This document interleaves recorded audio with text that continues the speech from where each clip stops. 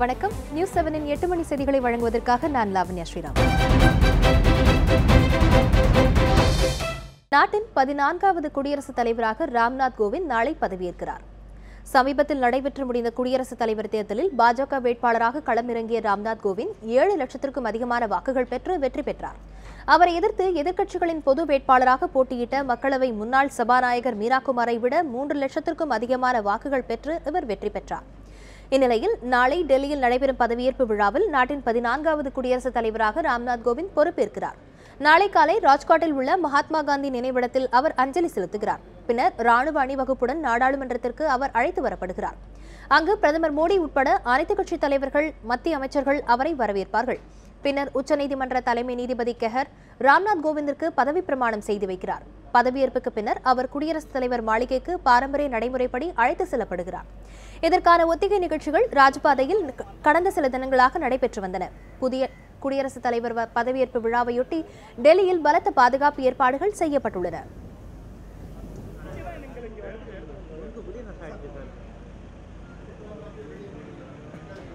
குடியரசுத் தலைவர் பதவியேற்பு விழாவில் பல்வேறு மாநில முதல்வர்களும் பங்கேற்கின்றனர். விழாவில் பங்கேற்பதற்காக தமிழக முதலமைச்சர் எடப்பாடி பழனிசாமி டெல்லி சென்றுள்ளார். அங்கு செய்தியாளர்களிடம் பேசிய அவர் நீட் தேர்வு விலக்கு குறித்து பேச பிரதமர் மோடியிடம் நேரம் கேட்டுள்ளதாக தெரிவித்தார்.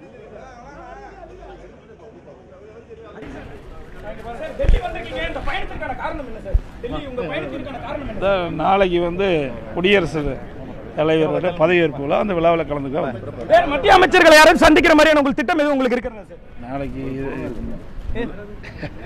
சொல்லுங்க சார், சொல்லுங்க.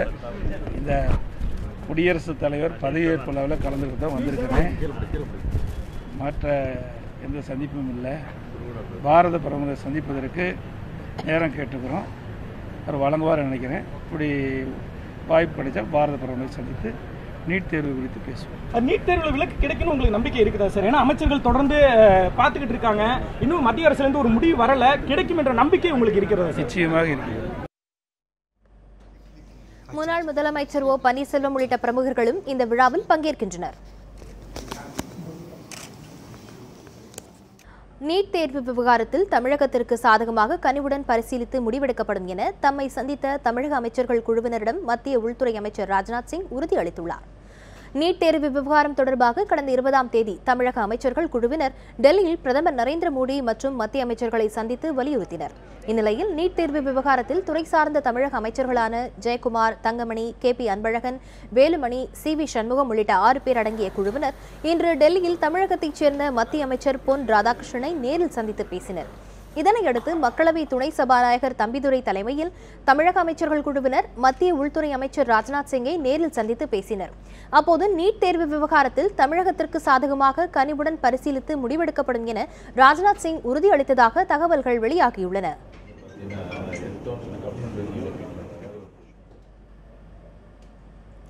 நீட் தேர்வுக்கு விலக்களிக்க கோரி டெல்லியில் உள்துறை அமைச்சர் ராஜ்நாத் சிங்கை மக்களவை துணை சபாநாயகர் தம்பிதுரை தலைமையில் தமிழக அமைச்சர்கள் இன்று நேரில் சந்தித்து வலியுறுத்தினர்.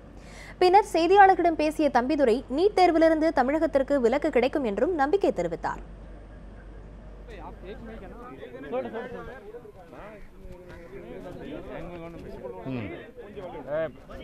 தமிழக மாணவர்களுக்கு ஒரு தீர்ப்பு, நல்ல ஒரு நியாயமான தீர்வு கிடைக்கும் என்பதற்காக நாங்கள் போராடி கொண்டிருக்கிறோம். உங்களுக்கு தெரியும், நம்முடைய தமிழகத்தை பொறுத்தவரையில் ஸ்டேட் போர்டில் படிக்கிற மாணவர்கள் தான் அதிகமாக இருக்கிறார்கள். CBSIயில் படிக்கிற மாணவர்கள் குறைவாக இருக்கிறார்கள். ஆகவே அந்த ஒரு வேறுபாடு இருப்பதன் காரணமாகவும், அதோடு இன்று கூட நம்முடைய அமைச்சர் அவர்கள், மத்திய அமைச்சர் அவர்கள் உங்களுக்கு சொல்லியிருக்கின்றார், இந்த மாதிரி கொஸ்டின் பேப்பர் ரீஜனல் லாங்குவேஜில் வந்தது ஒரு மாதிரியாகவும், அப்புறம் அதே நேரத்தில் ஆங்கிலத்திலும் இந்தியிலும் வேறு மாதிரி பிறகு ஒரு குரல் விருப்பப்பட்டிருக்கிறது. ஆகவே இதையெல்லாம் குறித்து ஆலோசித்து நம்முடைய மாணவர்களுக்கு ஒரு விதிவிலக்கு தர வேண்டும். தமிழக மாணவர்களுக்கு இந்த நீட் எக்ஸாம் அதைப்படி அடிப்படையாக வைத்து மருத்துவக் கல்லூரியிலையோ மற்ற கல்லூரிகளிலோ அட்மிஷன் கொடுக்கறது தவிர்க்கப்பட்டு +2 உடைய மார்க்கை வைத்து எப்படி இதுவரையில் நடைபெற்ற தமிழகத்தில் அந்த வழியிலேயே மாணவர்களுக்கு மருத்துவக்குள் இடம் தர வேண்டும் என்ற ஒரு கோரிக்கை வைப்பதற்காக பல்வேறு அமைச்சர்கள் சந்தித்து நீட் தேர்விலிருந்து தமிழகத்திற்கு விலக்களிக்க கோரி திமுக எம்பிக்கள் மத்திய அமைச்சர் JP நட்டாவிடம் இன்று மனு அளித்தனர். இதுகுறித்து நாளை அறிவிக்கப்படும் என நட்டா கூறியதாக திமுக எம்பிக்கள் தெரிவித்தனர்.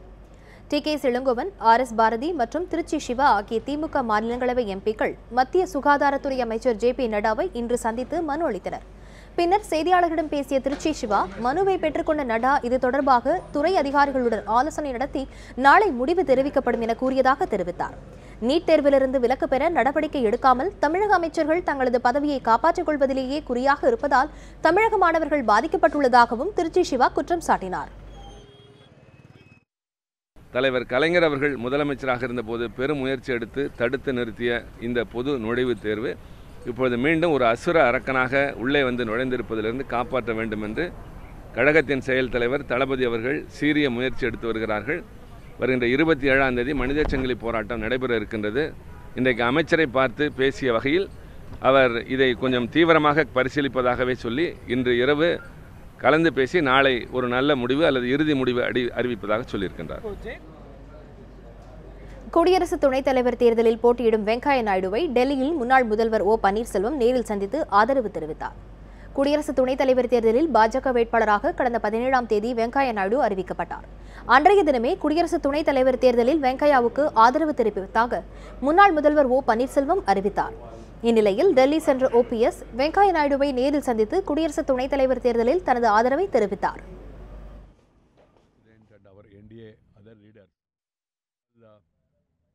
துணைத் தலைவருக்கான பாரதிய ஜனதா கட்சியினுடைய வெற்றி வேட்பாளர் உயர் திரு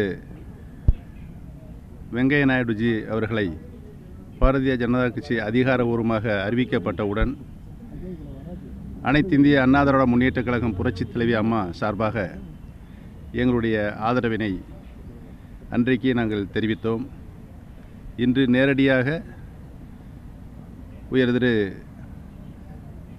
வெங்கையா நாயுடு அவர்களை நேரில் சந்தித்து எங்களுடைய முழு ஆதரவையும் வாழ்த்துக்களையும் தெரிவிப்பதற்காக வந்திருக்கின்றோம். ஓ பன்னீர்செல்வமுடனான சந்திப்புக்கு பிறகு செய்தியாளர்களுக்கு பேட்டியளித்த வெங்கையா நாயுடு தனக்கு OPS ஆதரவு அளித்திருப்பது மகிழ்ச்சி அளிப்பதாக குறிப்பிட்டார். Party president and our NDA other leaders have all decided that I should be the candidate. I am thankful to them. After the NDA has declared the candidate, I am happy that Thiru Pannirselvam and his party people have all come forward to extend support in the Vice President election. I would like to thank all of them from the bottom of my heart. டெல்லியில் மத்திய அரசு அலுவலகங்கள் அமைந்துள்ள லோக்நாயக் பவனில் ஏற்பட்ட பயங்கர தீ விபத்து காரணமாக பரபரப்பு நிலவியது. டெல்லியில் துக்ளக் சாலையில் அமைந்துள்ள லோக்நாயக் பவனில் மத்திய அரசின் பல்வேறு துறை அலுவலகங்கள் செயல்பட்டு வருகின்றன. அங்கு ஊழியர்கள் வழக்கம் போல் பணியில் ஈடுபட்டிருந்த நிலையில் கட்டடத்தின் 4ஆம் தளத்தில் திடீரென தீ விபத்து ஏற்பட்டுள்ளது. இதனையடுத்து ஊழியர்கள் அவசரமாக வெளியேற்றப்பட்டனர். கட்டடத்தின் பிற பகுதிகளுக்கும் தீ பரவியதால் அப்பகுதி முழுவதும் புகைமூட்டம் ஏற்பட்டது. தீ விபத்து தொடர்பாக தகவல் அறிந்த தீயணைப்பு வீரர்கள் உடனடியாக 25 வாகனங்களில் விரைந்து சென்று தீயை கட்டுப்படுத்தும் பணியில் ஈடுபட்டனர். இருப்பினும் இந்த தீ விபத்தில் முக்கிய ஆவணங்கள் கருகி சேதமடைந்திருக்கலாம் என கருதப்படுகிறது.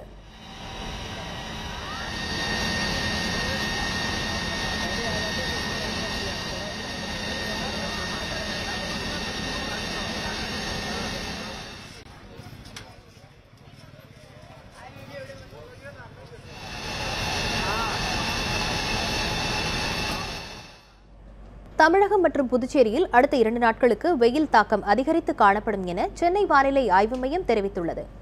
சென்னை நுங்கம்பாக்கத்தில் உள்ள வானிலை ஆய்வு மையத்தில் செய்தியாளர்களை சந்தித்த வானிலை ஆய்வு மைய இயக்குநர் பாலச்சந்திரன், தென்மேற்கு பருவமழை கேரளா மற்றும் கர்நாடகாவில் வலு குறைந்துவிட்டதாக தெரிவித்தார். இதனால் தமிழகத்தில் காற்றின் ஈரப்பத அளவு குறைந்து மேகமூட்டம் ஏற்படவில்லை என அவர் குறிப்பிட்டார். இதன் காரணமாக தமிழகத்தின் உள் மாவட்டங்களில் கடந்த 2 நாட்களாக வெப்பநிலை அதிகம் பதிவானதாக கூறிய பாலச்சந்திரன், இதே நிலை அடுத்த 2 நாட்களுக்கு நீடிக்கும் எனவும் தெரிவித்தார். ஈரப்பதத்தின் அளவு குறைந்துள்ள நிலையில் மேகக்கூட்டங்கள் உருவாகாத காரணத்தினால் சூரிய வெப்பத்தின் நேரடி தாக்குதலினால் அதிகபட்ச வெப்பநிலையானது தமிழகத்தின் உள் மாவட்டங்களில் இயல்பிலிருந்து 3 to 4 டிகிரி செல்சியஸ் அதிகமாகவும், கடலோர மாவட்டங்களில் 2 to 3 டிகிரி செல்சியஸ் இயல்பை விட அதிகமாகவும் பதிவாகியுள்ளது. இந்த நிலை அடுத்து வரும் 2 தினங்களுக்கு தொடரும். தேனி மாவட்டம் ஆண்டிப்பட்டி அருகே கண்டமனூர் கிராமத்தில் கண்மாயை தூர்வாரும் பணியை பார்வையிட வந்த சட்டமன்ற உறுப்பினர் தங்க தமிழ்ச்செல்வனுக்கு அனுமதி மறுத்து பொதுமக்கள் வாக்குவாதத்தில் ஈடுபட்டதால் பரபரப்பு ஏற்பட்டது. கண்டமனூர் கிராமத்தின் முக்கிய குடிநீர் ஆதாரமாக விளங்கும் பரமசிவம் கோயில் கண்மாயை தூர்வார வேண்டுமென அதிகாரிகளிடமும் அரசியல் தலைவர்களிடமும் கிராம மக்கள் பலமுறை புகார் அளித்தும் எவ்வித நடவடிக்கையும் எடுக்கப்படவில்லை என தெரிகிறது. இதையடுத்து கிராம மக்கள் தாங்களாகவே பணம் வசூலித்து கண்மாயை தூர்வாரும் பணியை மேற்கொண்டனர். இதுவரை 25 லட்சம் ரூபாய் வசூலித்து கடந்த 40 நாட்களாக நடைபெற்ற பணியில் 40% தூர்வாரப்பட்டுள்ளது. இந்நிலையில் கண்டமனூர் வந்த ஆண்டிப்பட்டி சட்டமன்ற உறுப்பினர் தங்க தமிழ்ச்செல்வன் கண்மாயை தூர்வாரும் பணியை பார்வையிடச் சென்றார். தகவல் அறிந்து ஆத்திரமடைந்த கிராம மக்கள் சட்டமன்ற உறுப்பினருக்கு அனுமதி மறுத்து வாக்குவாதத்தில் ஈடுபட்டனர்.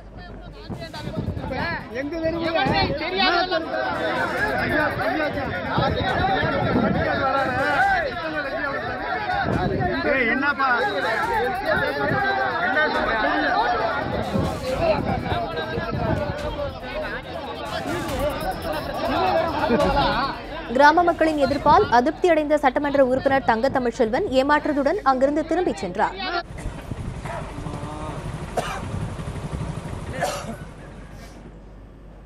சென்னை உயர்நீதிமன்ற துப்புரவு பணியாளர் தேர்வுக்கான விளம்பரத்தை தமிழில் வெளியிட கோரிய மனுவுக்கு பதிலளிக்க உயர்நீதிமன்ற தலைமை பதிவாளருக்கு சென்னை உயர்நீதிமன்றம் உத்தரவிட்டுள்ளது.